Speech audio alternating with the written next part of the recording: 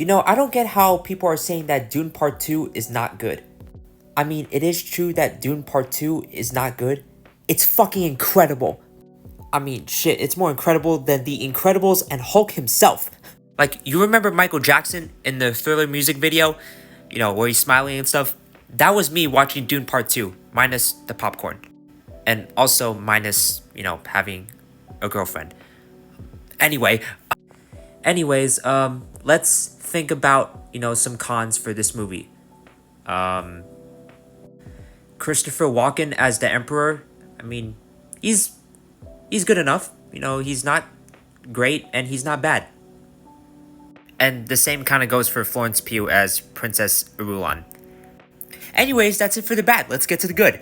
With this movie, Timothée Chalamet has cemented himself as one of the greatest actors of our generation. I feel like everyone deserves someone as loyal as Stilgar with the way he is towards Paul. The Lisan al-Gaib. I mean, he is so loyal to Paul Atreides, he gives Stan a run for his money. In all seriousness though, I love how all of that is set up, as it serves the theme of how hope and religion and faith can be weaponized.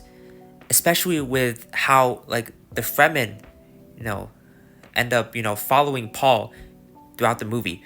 Like, the character of Paul Atreides lets, things like power and influence consume him to the point where he'll do whatever it takes to achieve his goals, to the point where his mindset is the ends justify the means. Hoo-wee! Holy shit, this movie is a masterpiece. The rest of the cast here, does wonders, from, Zendaya to Rebecca Ferguson, Josh Brolin, Javier Bardem, and Austin Butler. Like, he is fantastic in this. He's also on par with Timmy when it comes to his acting. And it's not just his acting, it's just the way this character is written. Like, this is a masterclass on how to write a great villain. And the action.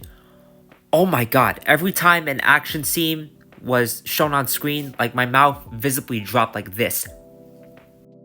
It got to the point where I looked up how much the budget was, and, like, it's only $190 million? It fucking blows my mind.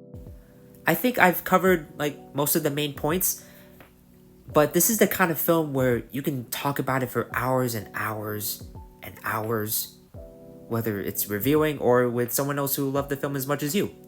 I wouldn't say I covered everything. I could easily make, like, an hour-long video on the themes alone, which talk about, war, faith, religion,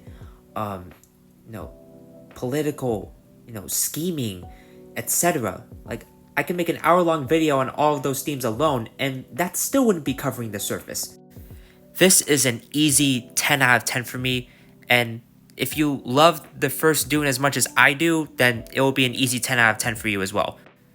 If you haven't seen this movie, see it right now on the biggest screen you can, preferably IMAX. I mean, it is better than the first movie in every way,